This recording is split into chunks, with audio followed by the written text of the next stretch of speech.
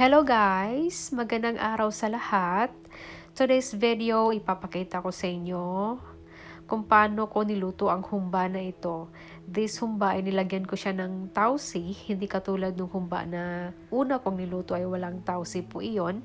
At nilagyan ko rin siya ng bulaklak ng saging. Yung bulaklak ng saging ay dried siya, kaya binabad ko muna siya.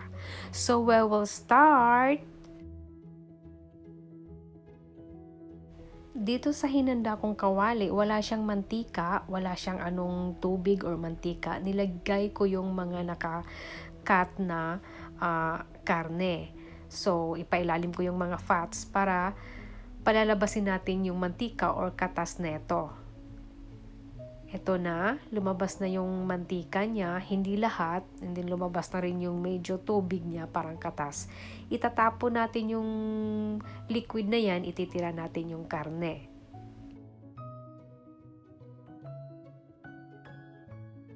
Dito sa pressure cooker, naglagay ako ng mantika, mga half teaspoon lang. Ginisa ko si bawang. Medyo brown ko muna siya, and then isusunod ko na si sibuyas. Ilagay ko na din si bay leaves, sabay ko na siyang igisa. Pagkatapos po niyan, ilagay ko na din yung karne, and then timplahan ko na siya dyan. Lagyan ko na siya ng asukal, water, soy sauce, and vinegar. Sabay-sabay ko na siyang ilagay dyan lahat, and then takpan natin. Palalambutin ko siya ng mga 10 minutes. Nilagyan ko rin ng ground black pepper. Mga 10 minutes po natin siya pakukuluan o palambutin. After 10 minutes, malambot na ito.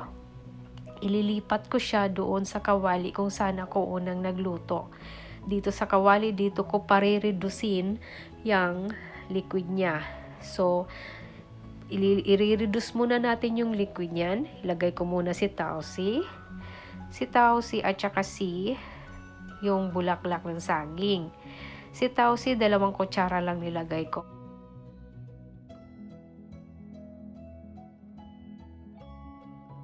I-check natin paminsan-minsan kung na-reduce na ba siya, baka kasi masunog. Kulang pa ito, masyado pa siyang matubig.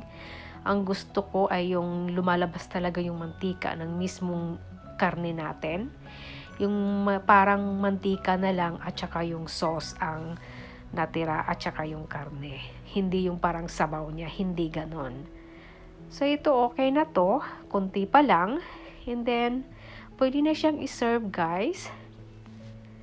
So sugar ang ginamit ko pag hindi kayo gagamit ng soda or Coke or Sprite. Pwede sugar. Pwede na tayong iserve, and thank you for watching. Siya nga pala, yung ingredients nito ay nasa description, paki-check nyo na lang. Thank you guys and bye!